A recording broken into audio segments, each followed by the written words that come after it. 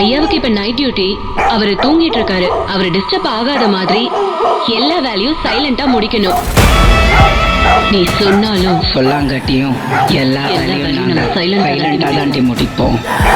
புரிஞ்சுதா? சரிங்கம்மா. சரி, நீங்க உள்ள போங்க. நான் டெய்ஸியை பார்த்துட்டு வரேன்.